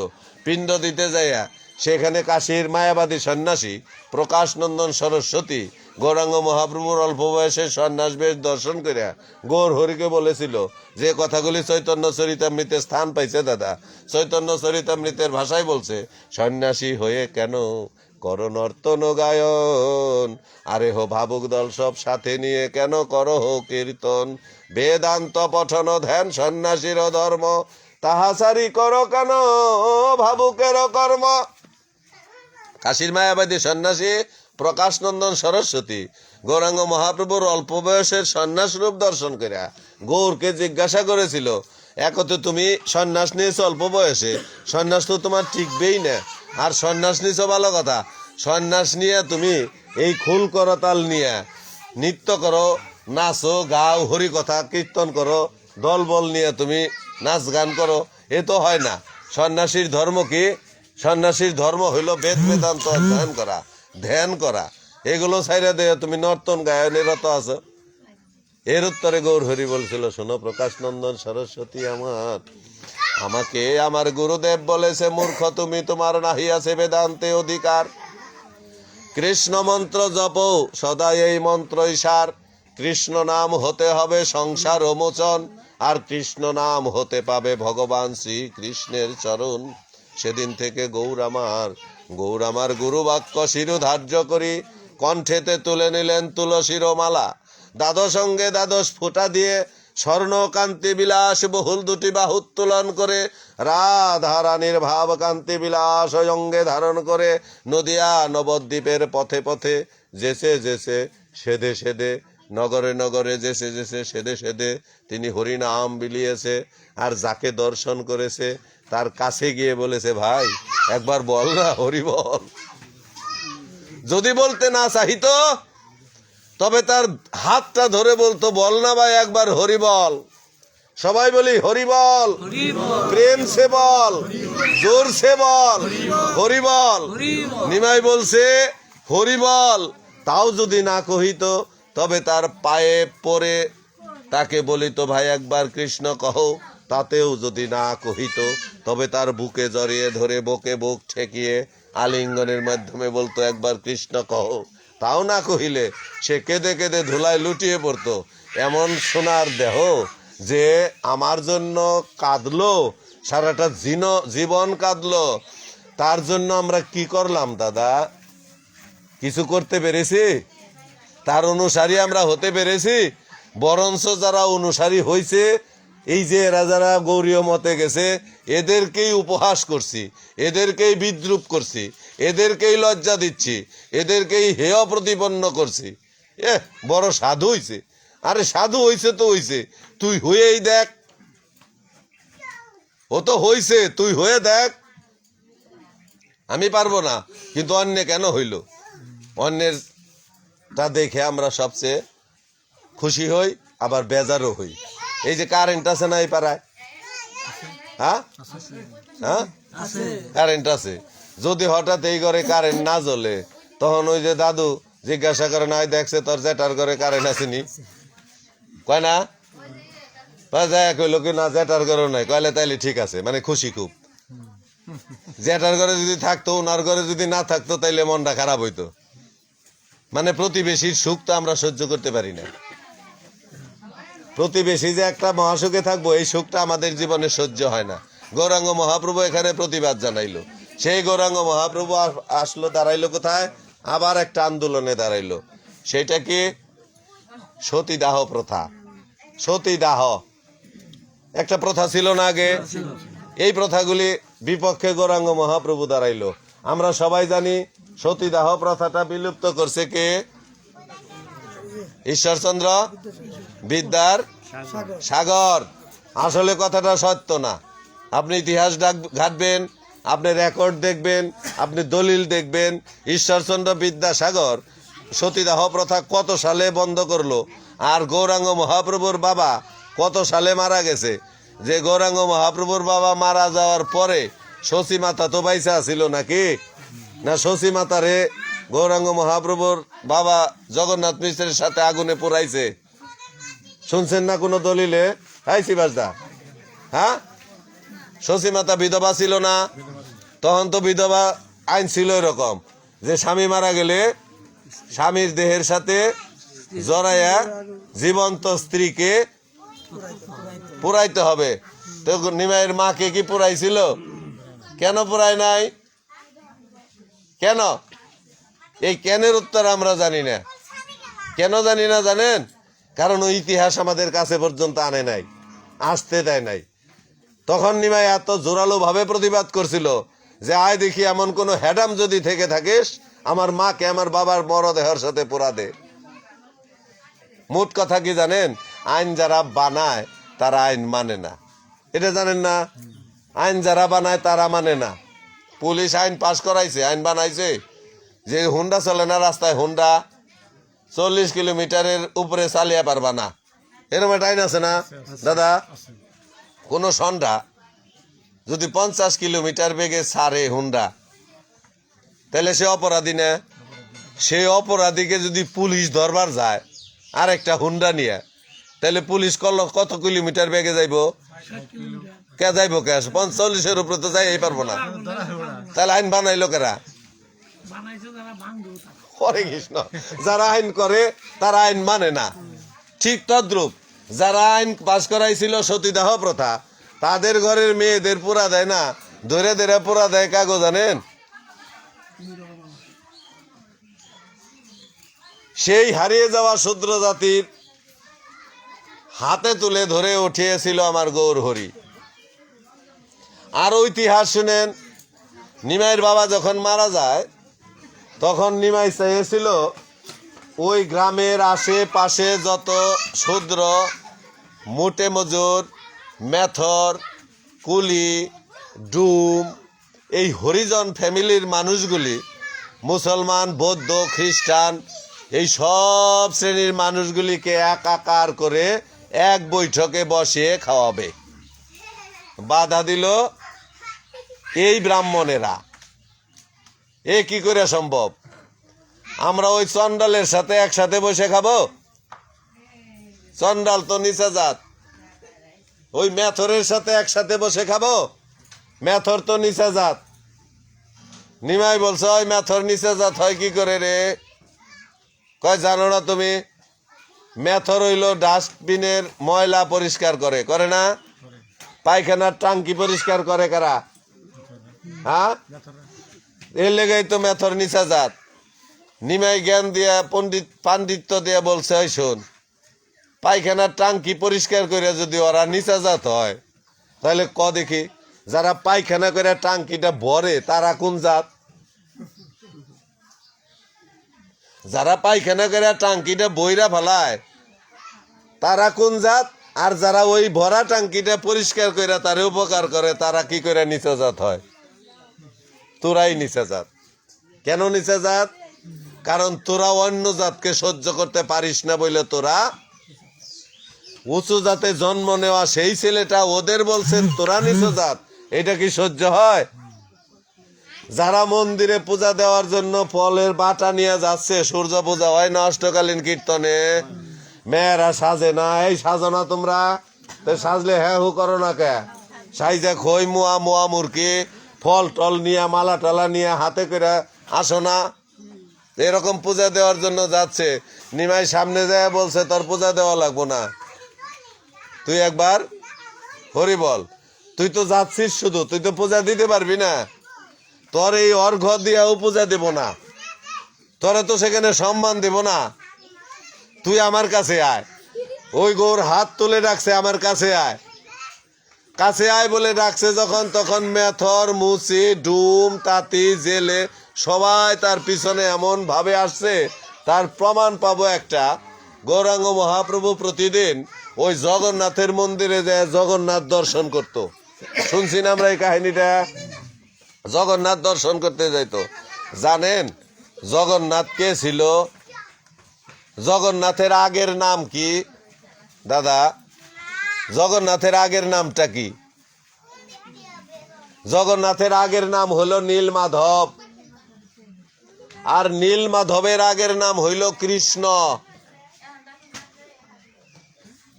জগন্নাথ তার আগের নামটা হইল নীলমাধব, তার আগের নামটা হইল কৃষ্ণ। এই কৃষ্ণ থেকে কিভাবে নীলমাধব হইল এই তত্ত্ব আমরা অনেকেই কিছু কিছু ভাষা জানি। আবার নীলমাধব থেকে সে কিভাবে জগন্নাথ হইল এইটাও আমরা কিছু কিছু জানি। খুব কম সংখ্যক মানুষে সেই জগন্নাথের দর্শন করার জন্য শশী গর্ভ থেকে জন্ম নেওয়া সেই নিমাই প্রতিদিন যাইতো জগন্নাথের মন্দিরে। তাহলে আমরা একটু পিছনে ফিরে যাই। শিবাজদা কিছু মনে করেন না, গৌর কথা বলতে গেলে অন্য কথার সাপোর্ট দিতে হয়, না হইলে হয় না। এটাও গৌর কথাই। সেই নীলমাধব কি করে হলো? আমরা রামায়ণে একটা গল্প শুনেছি। রামায়ণে রামচন্দ্র বালির পুত্র অঙ্গদের কাছে স্বীকার করছিল। রামচন্দ্র বালিকে নিরপরাধে নিজে হাতে মারার অনুরোধটা করেছিল, আদেশ করেছিল। রামচন্দ্রের আদেশ পেয়ে বালি যখন মারা যায়, বালির পুত্র অঙ্গদ তখন ভগবানের রামচন্দ্রের কাছে বলেছিল, আমি পিতৃ হত্যার প্রতিশোধ চাই। এই গল্পটা আমরা সবাই জানি, জানা কথাটা আমি বলছি, এরপরে আমি অজানা কথাটা আপনাদের শোনাবো। যে বালির পুত্র অঙ্গদ ভগবান রামচন্দ্রের কাছে পিতৃ হত্যার প্রতিশোধ দাবি করেছিল। রামচন্দ্র বলেছিল, তুমি পিতৃ হত্যার প্রতিশোধ নেবে এ যুগে না, এটা তো ত্রেতা যুগ, আমি রাম অবতারে এসেছি। আগত দাপর যুগে আমি হব কৃষ্ণ, তুমি হবে জরাভেদ। শুনেন নাই কাহিনী? একটু হ্যাঁ হু করেন, তাইলে শোনা থাকলে আমি আর বলবো না। কি অজিতদা? তারপরে একটু বলি যাই গিয়া, তারপরে একটু হ্যাঁ হু করেন, একটু সাই দেন, নাহলে তো গপ্প জমে না। একটু সাই না দিলে কি আর গপ্প জমে? কান্দাকাটি করলে তার ভাগবত হইব না। একটু মানে আনন্দের সাথেও তো কিছু জানতে হইব নাকি? যেখানে কান্না সেখানে কাঁদবেন, যেখানে আনন্দ ঘন পরিবেশ সেখানে আনন্দই করতে হবে। অনেক কিছুই তো এর সাথে মিশানো। তখন সেই এই কথা স্বীকার করলো, রাম হইল এ যুগে কৃষ্ণ দাপরে, আর অঙ্গদ হইল যে জরাভেদ। এটা আমরা জানি, জরাভেদের হাতে কৃষ্ণ 125 বৎসর বয়সে প্রাণটা রেখেছিল, দেহটা রেখেছিল, তাই রাখে নাই? মানে জরাভেদ পাখির ঠুট মনে করিয়া দূর থেকে কৃষ্ণের পদচিহ্ন দেখেছিল, পায়ের তলা, ওটা পাখির ঠুট মনে করিয়া তীর নিক্ষেপ করছে, সেই তীরের আঘাতে কৃষ্ণ মারা গেছে। সবাই জানি না? এটা সত্য ঘটনা না? কতটুকু সত্য দেখেন, আপনারাই বিচার করবেন। একটা তীরের মাথায় যদি বিষ ভরায়, কয় মন বিষ লাগবো? 1 ফোঁটা বিষ। ধরে নিলাম সেই বিষ সবচেয়ে শক্তিশালী বিষ, যার নাম কালকুট বিষ। ওই কালকুট বিষ 1 ফোঁটা তীরের মাথায় লাগাইলো, সেই তীরের মাথায় 1 ফোঁটা কালকুট বিষ লেগে কৃষ্ণ মারা গেল। সেই কৃষ্ণ যখন শিশুকাল, ওই যে জাগরণের পরের আসরটা যিনি কি অষ্টকালে গোষ্ঠ, এই গোষ্ঠ লীলা করার জন্য যখন ব্রজের রাখালদের নিয়ে গোধেনু চড়াতে যাইতো বনে, ওখানে যায় যখন ছোট একটা বল ফেঁকাফেঁকি করে, একজন আরেকজনের হাতে দেয়, ছিল সেটা কালীয় হ্রদের তীরে। সেই ফেঁকতে ফেঁকতে ফেঁকতে ফেঁকতে হঠাৎ করে কি ওই বলটা যে কালীয় হ্রদে পড়ে যায়। সেই বল কালীয় হ্রদ থেকে আনার সাহস কোনো বন্ধুরাই পায় না। কেন পায় না? কালীয় হ্রদে জলে এমন পরিমাণে বিষ ছিল যে বিষের আঘাতে 2 পারে যত গাছ ছিল কোনো গাছে পাতা হইতো না। আর ওই হ্রদের উপর দিয়ে যে পাখিগুলি উড়ে যেত, সেই পাখিগুলি বিষের তাণ্ডবে ওই মরে হ্রদে পড়ে যেত। সেই নদীতে কে নামবে বলেন? কৃষ্ণ নেমেছিল। কালীয় নাগের সাথে যুদ্ধ কৃষ্ণের হয় নাই? কালীয় নাগ কৃষ্ণের উপরে বিষ ঢালে নাই? কয় কেজি বিষ ঢালছে? 1 ফোঁটা না কলস কলস কলস কলস বিষ ঢাললো, অথচ কৃষ্ণ মরলো না। আর জরাভেদের তীরের মাথায় সামান্য 1 ফোঁটা বিষের আঘাতে কৃষ্ণ মারা গেল। এই অন্ধবিশ্বাস দিয়ে আমাদের কি বিশ্বাস করাইতে পারবে? এবার বেদে আসবো। বেদ, ঋগ্বেদ। আমাদের বেদ কয়টা? আগে ছিল কয়টা? একটা। 4টা বেদ ভাগ করলো কারা? ওই মৎস্যগন্ধার পেটে জন্ম নেওয়া সেই ছেলেটা, নাম তার কি? ব্যাসদেব। ওই বেদ ভাগ করার পরেই তার নাম হয়েছে বেদব্যাস। এটা একটা ডিগ্রি পাইছে। সেই একটা ঋগ্বেদকে 4টা অংশে বিভাগ করছে ব্যাসদেব। এই ঋগ্বেদের মধ্যে স্পষ্ট করে উল্লেখ আছে, স্বর্গরাজা দেবরাজ ইন্দ্র 10,000 সৈন্য নিয়ে কৃষ্ণের সাথে যুদ্ধ কইরা, 10,000 সৈন্য নিয়ে কৃষ্ণের সাথে যুদ্ধ কইরা কৃষ্ণকে হত্যা কইরা রাতরাত কৃষ্ণের মরদেহটা আগুনে অগ্নিদাহ করিয়া 3 প্রকারের সমাধি হয়। হরে কৃষ্ণ দাদা, হরে কৃষ্ণ। তিন প্রকারের সমাধি, একটা হইল মৃত্তিকা সমাধি, একটা অগ্নি সমাধি, আর একটা হইল সলিল সমাধি। মানুষ মারা গেলে মাটিতে গাইরা রাখে, এটার কয় মৃত্তিকা সমাধি। আর জলে ফালিয়া দেয় বিপদে পড়ে হইলেও, সেটার কয় সলিল সমাধি। আর আগুনে পুড়িয়া দেয়, এটার নাম হইল অগ্নি সমাধি। কৃষ্ণের দেহটা অগ্নি সমাধি করছে। যদি বেদটা পড়েন, বাংলায় অনুবাদটা, বঙ্গানুবাদটা পড়ে দেখেন, তাইলে বুঝতে পারবেন সেই কৃষ্ণের দেহটাকে উপর থেকে চামগুলি চাইছে খুলিয়া রক্তগুলি বের কইরা এত নির্যাতিত ভাবে আগুনে পুড়াইয়া দিছিল। সেই ছাই বর্ষ গঙ্গায় যখন নিক্ষেপ করে, ওই গঙ্গায় ছাই বর্ষ ভাসতে ভাসতে ভাসতে ভাসতে এখনো দেখবেন, যদি আপনাদের আমাদের বাড়ির পাশে কোনো শ্মশান থাকে, শ্মশানে কোনো মরদেহ যদি পুড়লে তার সমস্ত অঙ্গ পুড়ে না, কিছু অংশ বাকি থাকে, ওইটা গঙ্গায় নিক্ষেপ করতে হয়, হয় না? কি অঙ্গটা পুড়ে না? হৃৎপিণ্ডটা পুড়ে না। কৃষ্ণের হৃৎপিণ্ডটা পুড়ে নাই, ওইটা গঙ্গায় ভাসতে ভাসতে এতটুকু একটা কাঠের টুকরার মতো হয়েছে। সেই কাঠের টুকরাটা ভাসতে ভাসতে ভাসতে ভাসতে যখন ওই যে জরাবেদ, ওর নাম যিনি কি ছিল, অঙ্গদ, এই জরাবেদ কুড়িয়ে নিয়ে একটা মন্দিরের মধ্যে রেখেছিল। মন্দিরের মধ্যে রাখার পরে ওর নাম হয়েছিল নীলমাধব। মন থাকবো না? সেই নীলমাধবকে দিয়া ওই যে আতুর বাটল দিয়া বাইরিয়া বইরিয়া কাজ করে, আর কার নামে যিনি দনি দেয়, হ্যাঁ, এই বিশ্বকর্মাকে ডাইকাই না দাদা, বিশ্বকর্মাকে ডাইকাই না। কতগুলো শর্ত সাপেক্ষে এরকম ঘরের ভিতরে দ্বার রুদ্ধ করে দিয়ে, দরজা বন্ধ করে দেয়া, বিশ্বকর্মার যত দিন পর্যন্ত মূর্তি তৈরি করা শেষ না হবে অতদিন প্রতিজ্ঞা করে তাকে ঢুকিয়েছিল। কেউ তাকে ডাকতে পারবে না, কেউ তার কাছে যাইতে পারবে না। এরকম শর্ত সাপেক্ষে বিশ্বকর্মা ঘরের ভিতরে যাইয়া ওই নীল মাধবের কাঠের টুকরা দিয়া সেখান থেকে জগন্নাথের মূর্তি তৈরি করে। অনেক দিন হয়ে যায়, কোনো সারা শব্দ নাই, ঠকর ঠকর শব্দও নাই। একজন যাইয়া সে বিশ্বকর্মাকে ডেকেছিল, দ্বার খুলে দেখে বিশ্বকর্মা নাই। যে মিস্ত্রি, হ্যাঁ মিস্ত্রি নাই, কিন্তু আছে কি একটা সবেমাত্র পুতুল মূর্তি, তার হাত নাই, পাও নাই, চোখ দুইটা মাকড়ের মতো বড় বড়। কি নাম তার?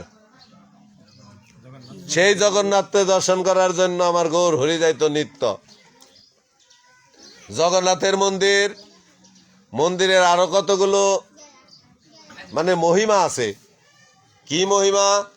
মন্দিরে যে পতাকাটা নিশানটা উড়াইছে, যদি দক্ষিণ থেকে বাতাস উত্তর দিকে যায়, ওই নিশানটা উত্তর দিকে উড়ার কথা না, কিন্তু নিশানটা উড়ে হইল দক্ষিণ দিকে। যে দিক থেকে বাতাস আসে ও দিকে উড়ে। জগন্নাথের মন্দিরের উপর দিয়ে আদৌ কোনো বিমান যাইতে পারে না, আদৌ কোনো পাখি উড়ে যাইতে পারে না। আরো মজার বিষয় কি জানেন? জগন্নাথের মন্দিরে যে ভোগরাগ হয়, প্রতিদিন 52 মণ চালের প্রসাদ রন্ধন হয়। এই এতগুলো প্রসাদ একটা পাত্রের উপর আর একটা পাত্র দিয়ে এরকম নিচে তাপ দেওয়া হয়। এমন একটা কৃপা, আজও সেই নিচে তাপ দিলে পরে নিচের প্রসাদটা তো আগে হওয়ার কথা, কিন্তু প্রসাদটা হয় উপরেরটা আগে। যাবেন কখনো জগন্নাথে, গিয়ে দেখবেন তার অপার লীলা। সেই জগন্নাথের মন্দিরে গিয়ে আমার শশী গর্ভর জন্ম নেওয়া সেই নিমাই প্রতিদিন জগন্নাথ দর্শনে যাইতো। জগন্নাথের 4টা দরজা ছিল, মেইন 4টা দরজার একটা দরজার নাম হইল সিংহদ্বার। এই সিংহদ্বার দিয়ে গৌর হরি ঢুকতো। এখনো চিহ্ন আছে তার পদচিহ্ন। যেখানে দাঁড়িয়ে গৌরাঙ্গ মহাপ্রভু জগন্নাথ দর্শন করত, সেইখানে জগন্নাথের পদচিহ্ন অঙ্কন করা আছে। সেই জগন্নাথের মন্দির জীবনে কখনো বন্ধ করে নাই, প্রতিদিন যাইতো, দর্শন করতো, আবার প্রতিদিন আসতো। এই জগন্নাথ দর্শন করার জন্য গিয়েছিল ইস্কনের যে প্রতিষ্ঠাতা, কি নাম তার? প্রভুপাদ, শ্রীল প্রভুপাদ। এই প্রভুপাদ যখন ভিতরে জগন্নাথ দর্শন করার জন্য যায়, জগন্নাথের পান্ডারা প্রভুপাদকে ঘাড়ে ধাক্কা দিয়ে বাহিরে বের করে দিয়েছিল, অপমান করে, অপদস্থ করে। তখন এই প্রভুপাদ বাহিরে দাঁড়িয়ে হাতটা জোর করে চোখের জল ছেড়ে দিয়ে বলেছিল, জগন্নাথ, বড় আশা করে এসেছিলাম তোমাকে দর্শন করব বলে, কিন্তু এখানে এসে আমি ঘাড় ধাক্কা খেয়ে গেলাম। আমি তোমাকে কথা দিলাম জগন্নাথ, আমি তোমাকে এই মন্দির থেকে বের করে সারা বিশ্ব ব্রহ্মাণ্ড ঘোরাবো। এখন দেখেন না, প্রভুপাদের প্রতিষ্ঠিত মত যেখানে আছে তারা ওই জগন্নাথের মূর্তিকেই সেবা দেয়, তাই না? এটা প্রতিজ্ঞা করেছিল। নিমাইও যাইতো জগন্নাথের মন্দিরে। জগন্নাথের মন্দির তখন একটা মেলায় পরিণত হয়েছিল, প্রচুর মানুষ। সেই মেলার মধ্যে যে সমস্ত দোকানদারেরা ছিল তারা দেখতো যে মূর্তি বানিয়েছে জগন্নাথের মন্দিরে, কাঠের মূর্তি, হাতবিহীন পাওবিহীন একটা মূর্তি। এই মূর্তি দর্শন করার জন্য যে যাইতো মানুষ, নয় প্রতিদিন হাজার মানুষ যাইতো, 2-4-5 হাজার মানুষ যায় তাকে দর্শন করত। কিন্তু ওই যে নিমাই নামি যে ছেলেটা, ও যখন জগন্নাথ দর্শন করতে আসতো তখন ওর পিছনে থাকতো লক্ষ লক্ষ ভক্তবৃন্দ। তাই তারা নিমাইকে দিয়েছিল উপাধি, নিমাই হইল জীবন্ত জগন্নাথ। আর শশী গর্ভের জন্ম নেওয়া নিমাইটা হলো জীবন্ত জগন্নাথ। আর জগন্নাথের মন্দিরে কাঠের মূর্তির যে জগন্নাথ, ও হলো শুধুই জগন্নাথ। সেই জগন্নাথ তিনি আইসা আন্দোলনে দাঁড়াইল দেবদাসী প্রথা। শুনেন নাই দেবদাসী প্রথার কথা? দেবদাসী প্রথা কি? কোনো মেয়ের গর্ভে, কোনো নিচু জাতের মেয়ের গর্ভে যদি প্রথম কন্যা সন্তান হইতো, সেই কন্যা সন্তানকে মন্দিরে দিয়ে আসতে হতো। মন্দিরের পূজারী ওই মন্দিরে তাকে সেবা শুশ্রূষা করে বড় করত।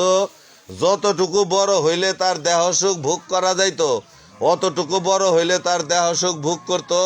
এর বিনিময়ে যদি তার পেটে বাচ্চা হইতো, সেই বাচ্চা হইতো ওই পরবর্তীতে মন্দিরের পূজারী।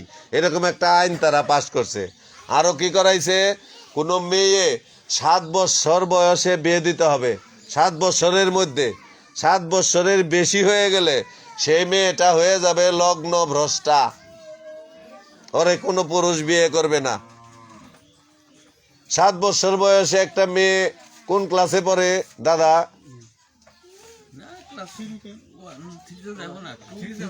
আমরা 3 বয়সই ধরি, 7, 2 এর বয়স 7, 3-তে 8।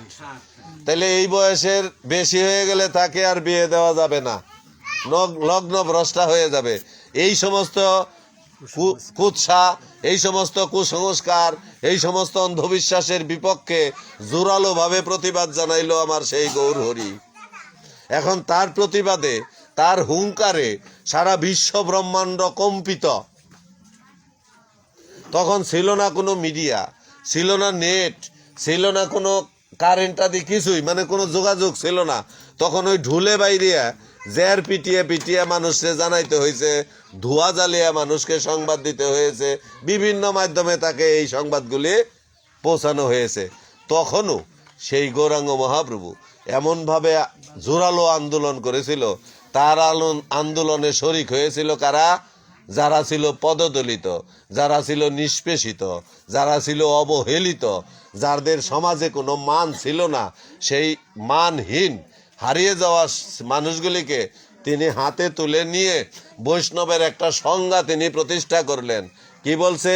বৈষ্ণব হবার মনে ছিল স্বাদ, কিন্তু ওই তৃণাদপি শ্লোকে আমি পড়ে গেলাম বাদ। তৃণাদপি শ্লোক কি? যে তৃণাদপি শুনিছেন তরুরূপ সহিষ্ণু না অমানি না মানদেন কীর্তনিয়া সদাহরি। উচ্চারণটা ভুল হইল? আচ্ছা দেখা, মানে বৈষ্ণব হতে গেলে তাকে কি করতে হবে? তৃণগুল্মের মতো হতে হবে। তৃণগুল্মের উপর দিয়ে হেঁটে গেলে, পারিয়ে গেলে যেমন গুল্ম কিছু বলে না, বৈষ্ণব এরকম মন মানসিকতার হতে হবে। তাকে যে যাই বলুক, সে তার অবস্থান থেকে সরতে পারবে না। যদি এরকম সাধু সঙ্গে বসে, সাধু সঙ্গেও যদি তাকে কোনো অপমান করে, তবু তার এখানে বসতে হবে, প্রতিবাদ কোনো কিছু করতে হবে না, করা যাবে না। এ হলো তার লক্ষণ। তৃণের মতো, বৃক্ষের মতো হতে হবে। তরু মানে গাছ, গাছের মতো হতে হবে। এক হলো গাছকে কুপাইলে কাটলে যেমন গাছ কিছু বলে না, বৈষ্ণবের ওরকম বৈশিষ্ট্য থাকতে হবে। আর এক হলো গাছ যেমন প্রচন্ড রৌদ্রের তাপের মধ্যে দাঁড়িয়ে থাকে, ওর লতা পাতা ডাল কোনো কিছুই কিন্তু ওই তাপে উত্তপ্ত হয় না, হ্যাঁ, কোনো কিছুই ওই তাপে উত্তপ্ত হয় না, এইরকম বৈশিষ্ট্য তার থাকতে হবে। তে এইরকম বৈশিষ্ট্য ধরিয়া বৈষ্ণব হতে হয়। এবার গৌরাঙ্গ মহাপ্রভুর নামে যে প্রতিবাদটা করেছিল, এই প্রতিবাদ প্রতিহত করার জন্য তিনি 5 জনকে নিয়ে একটা সংগঠন তৈরি করলো, যে সংগঠনের মানুষগুলির নাম হলো পঞ্চতত্ত্ব নামে বর্তমানে আমরা চিনি। তিনি একটা জায়গা নিজে একটা পছন্দ করে নিলেন। সেই জায়গাটা কি? সেই জায়গাটা হলো শ্রীবাস অঙ্গন। শ্রীবাসের মালকোঠার ভিতরে তিনি একটা অন্ধকার ঘরের ভিতরে 5 জনকে নিয়ে এক জায়গায় একটা সংগঠন তৈরি করলো। সাংগঠনিকভাবে তিনি ঘোষণা করলো যে তোমরা ভিতরে যারা আছো তারা অন্তর দিয়ে ভগবানকে স্মরণ করবে, বাহিরে যারা থাকবে তারা এরকম খুল করতাল নিয়ে তারা হরিনাম সংকীর্তন করবে। 2টা তরঙ্গ সে তৈরি করলো, একটা অন্তরঙ্গ আর একটা বহিরঙ্গ। অন্তরঙ্গকে বলল তোমরা রস আস্বাদন করো, আর বহিরঙ্গদের বলল তোমরা নাম সংকীর্তন করো। ওই ব্রাহ্মণ সমাজ এই দৃশ্য দেখে বিচার দিল যে মলয় চাঁদ কাজীর কাছে। তাদের কথা তো বলতে পারে না সত্য ঘটনা, যে নিমাইয়ের কারণে আমরা মন্দিরে পূজা দিতে পারি না, নিমাইয়ের কারণে আমাদের আজ কেউ ডাকে না, এই কথা তো বলতে পারে না। সে কাজীর কাছে যে বিচার দিল, শোনো কাজী সাহেব কি করেছে জানো? ওই শশীর বেটা ও যায় দল পাখি বেন রয়েছে, ওই শ্রীবাসের ঘরে অন্ধকার ঘরে বৈশা রয়েছে, ভিতরে 5 জন নেতা বানাইছে। কেন বানাইছে জানো? তোমার সিংহাসন থেকে তোমারে সরিয়ে দিয়ে এই সিংহাসন দখল করব। তাহলে তার রাগ হওয়ার কথা না? এই রাগে সে কি করলো? দল বল নিয়ে যায় তার যে কিছু সহকর্মী ছিল তাদেরকে অর্ডার দিল এই হরিনাম আগে বন্ধ কর রাজপথে। এই বন্ধ করতে যায় নিতাইয়ের কপালে আঘাত করলো, খুল করতাল ভাঙলো। এরকম ইতিহাস আমরা শুনছি না, জানি এটা। কিন্তু সেই নিমাই যখন শুনলো যে মলয় চাঁদ কাজী তার দল বলকে আঘাত করছে, তখন কাজীকে বুঝানোর জন্য, কাজীকে শাস্তি না, কাজীকে তার মনের কথাগুলো জানানোর জন্য নিমাই যখন যাত্রা করলো দলবল নিয়ে, মশাল মিছিল নিয়ে, তখন ওই মলয় চাঁদ কাজীর সৈন্যরা দেখলো যে লক্ষ লক্ষ মশাল মিছিল আসছে মলয় চাঁদ কাজীর দিকে, বাড়ির দিকে। মলয় চাঁদ কাজী যে অন্দর মহলে লুকালো, নিমাই যে অন্দর মহলেই ঢুকলো। দাদা অন্দর মহলে ঢুকার পরে সেই অন্দর মহলে নিমাই যাওয়ার পরে নিমাই জিজ্ঞাসা করলো, হ্যাঁ কাজী সাহেব তুমি আমার হরিনাম সংকীর্তনে বাধা দিছ কেন বাধা দিয়েছো? তুমি আমার ভক্তবৃন্দের গায়ে আঘাত কেন করেছো? তখন কাজী সাহেব বলেছে, নিমাই আমি তো তোমার দলবলকে আঘাত দেই নাই, দিতে চাই নাই। আমাকে আঘাত দেওয়াইছে তো তোমার সমাজের মানুষ। কারা? যাদের নামের শেষে আছে ওই বিদ্যালঙ্কার, তর্কনিধি, তর্কালঙ্কার, মানে আগম বাগিস, এরকম বিশাল বিশাল পাণ্ডিত্যের ডিগ্রি যাদের, তারা এগুলো বলছে। কেন বলছে? যে তুমি হরিনাম সংকীর্তন করাছ, তুমি নাকি শ্রীবাসঙ্গনে একটা দল গঠন করছো, একটা সংগঠন গঠন করছো, তুমি নাকি আন্দোলন করে আমার সিংহাসন থেকে নামায় দিবে। তখন নিমাই বলছিল, শোনো কাজী সাহেব তুমি আমার একটা জয়পত্রে স্বাক্ষর করে দাও, এরপরে থেকে যিনি তোমার দল বল আমার ভক্ত সঙ্গের গায়ে কোনো আঘাত না করে, কারণ আমি তো তোমার নামাজ পড়তে বাধা দিই না, তুমি আমার হরিনামে বাধা দিবে কে? তখন কাজী সাহেব বলছিল, তোমার দস্তখত দেওয়ার কি দরকার আছে, তোমার লিখিত দেওয়ার কি দরকার আছে? তোমার রূপ দর্শন করলেই তো মানুষ হরিনাম প্রেমে মত্ত হয়ে যাইব। তুমি যাও, আমি ঘোষণা করে দিলাম। তারপরেও তিনি একটা দস্তাবেজ দিয়েছিল, পড়বেন কখনো, ইন্টারনেটে ঢুকবেন, গুগলে যাইবেন, সার্চ দিবেন, কাজী সাহেবের দস্তাবেজ বাংলায় লেখা আছে, কাজী সাহেবের দস্তাবেজ। ওটা ডাউনলোড দিয়ে পড়ে দেখবেন কাজী সাহেব দস্তাবেজে কি লিখেছে। ওগুলো শুনলে পরে গৌরের জীবন্ত গৌর, জ্বলন্ত গৌর, তাজা গৌর সম্পর্কে আমরা জানতে পারবো। এরা তো নাটক সাজাইছে। তো যাক, আজকে এ পর্যন্ত। এরপরে ওখানে কিছু পূজা পার্বণ বাকি আছে, ভোগরাগ হবে, ভোজন আরতি হবে। এখন এক মুখে তো অত কথা বলাও যায় না, আর বললামও কম না। কয়টা বাজে? হ্যাঁ, খুব বলছি না? এখন মনে করেন কোনো কিছু করাকে বলা হয় কাজ।